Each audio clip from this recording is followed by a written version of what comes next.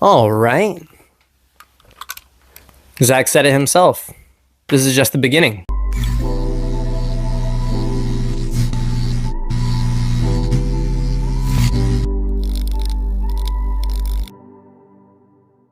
Hey everyone, welcome to the channel. I'm your host Royal, and this is The Popular Perspective.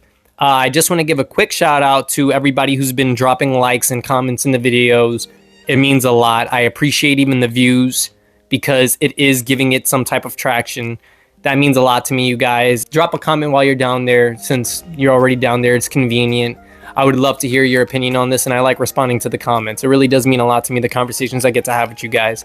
So thanks for that. That being said, I know you guys saw this, right? Because I did. And I wanted to post because I remember he ended up dropping a photo for Aquaman. I think it was yesterday or the day before that. But I'll be honest with you. This is ridiculous. I don't even know what to think right now.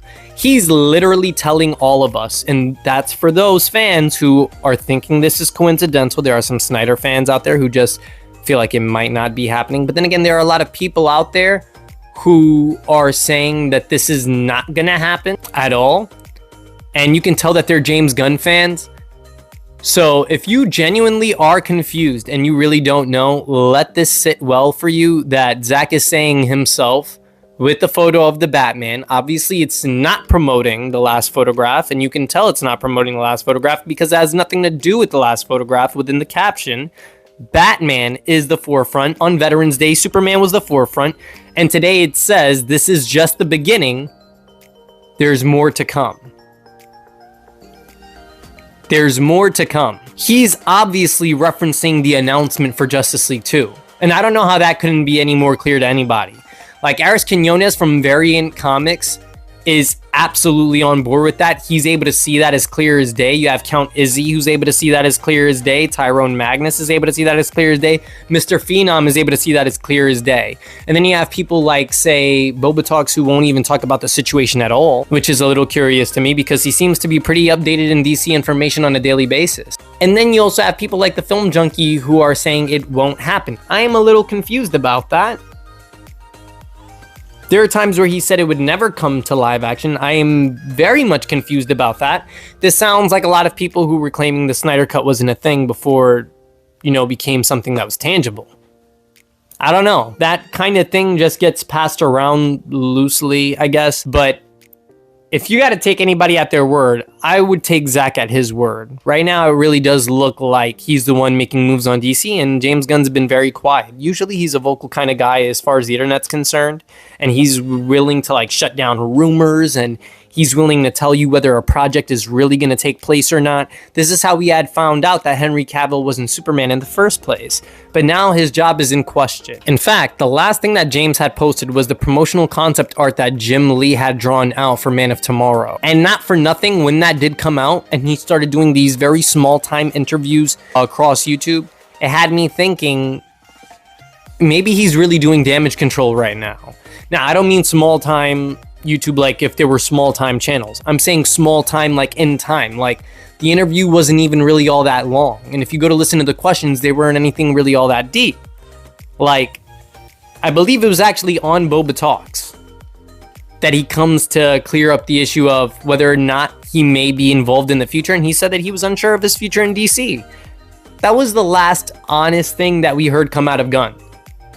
But it would appear that Boba's not even like dropping anything about Zack posting the photos that he's posting, knowing James Gunn said what he said. So I'm not sure why that would be the case, but it's most certainly the case. And for then somebody like Film Junkie who's just like flat out saying that it wouldn't happen, or he's not really able to see as clear what these references are stating, is also confusing to me because we've been here before. Like, Zack has done this before. This isn't new. We saw this same scenario happen with Zack Snyder's Justice League, and it seems like history has a way of repeating itself. There's a lot to be excited about. And I know we have people like Mr. Phenom and countizzee who are really, really excited about this, as am I. I couldn't have thought of a better Christmas gift coming around this time of year. But as excited as we may be, it is always good to, you know, be kind to your fellow fan out there. We're all DC fans, whether you're going for James Gunn's take or Henry Cavill's, and it's best we continuously be fans. If you look at it right now, there's a lot of talk going on for DC, and I'm not hearing so much going on in the conversation of Marvel. I'm very excited for Doomsday and Secret Wars, but it's actually a good moment for DC to have the kind of recognition that it needs. And it hasn't had that for a long time, and Zack Snyder is bringing that to life very much so, the way that James Gunn was during the Superman movement when his film was coming out. So I'm very happy of all the DC Comics talk, and we should keep that going. You know, that being said, what Zack did was better, and we're going back to what worked because it doesn't get better than this. Now, is there a spot for James in this universe?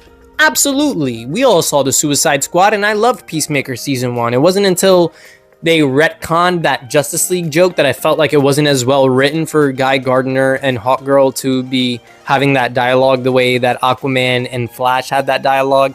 It just didn't hit the same. And then, of course, the finale from Peacemaker was a little, like, off to me. I'm not sure why that was a finale episode. But then again, you could even go to the first episode of the season for Season 2, and I had questions about that episode. There were scenes in that episode that I was in the room with, I was watching the show with my parents, and you guys know what happens in that show, and I didn't think that that was going to happen, and it shouldn't have happened, but it did happen.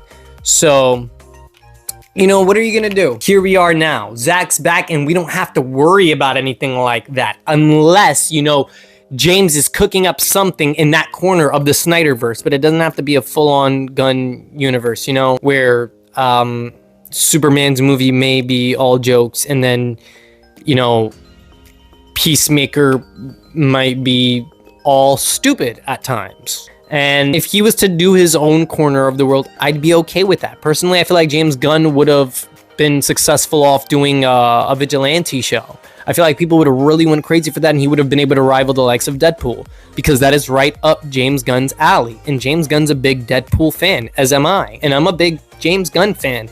I just don't feel like he's reaching in his area of expertise, if you understand what I'm trying to say. There's something else I would like you guys to know.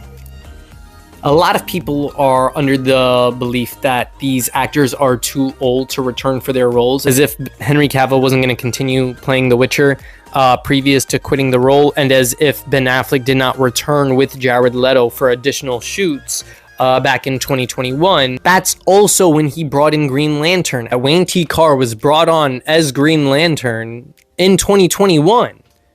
That's all very new. We're in 2025 right now. That was in 2021. So obviously they were not old enough that they couldn't come back for that role in 2021. Why would it be any different now? And then people try to spin the idea that Ben Affleck doesn't want to play the Batman when he doesn't want to play any character or direct any film within Gunn's universe. And that was as clear as day. As far as the SnyderVerse looks, it's alive and it's happening. Like, Justice League 2 is happening. I'm not even, like, gonna say that he's hinting towards it right now. It's practically confirmed. And a lot of people are excited. That's why this news is going crazy. And everybody is talking about it. Zack fans and Gunn fans alike. We should all be happy right now. This is a win for DC fans. By the way, do understand, I am wearing a Spider-Man shirt right now. It's not like I am against Marvel Comics. I love Marvel. Spider-Man's my favorite superhero. But wow, is Zack Snyder's Justice League trilogy probably the best trilogy to ever exist in comic book film? Yeah. That being said, guys, I do appreciate you coming by the video. I appreciate you guys listening to me and even dropping comments so I can talk back to you guys about our opinions and we can have a nice dialogue. I appreciate that wholeheartedly. So while you guys are down there, if you want to hype up the video with the prompt, please feel free to do so. Drop a like since you're already down there. It's convenient. And then drop a comment because that's also convenient. You're already down there. It just makes sense to do so. And that's the reason I'm making these videos, because I love conversating with you guys. It doesn't get any better than being able to talk to the fans about stuff that fans are geeking out about. So please, in the comments down below is where you guys belong. And also subscribe to the channel so we can talk more about this when you guys pass around. But until then, stay healthy, happy, and humble, and I'll be seeing you guys real soon. God bless. Now talk about Superman. Superman is not my favorite.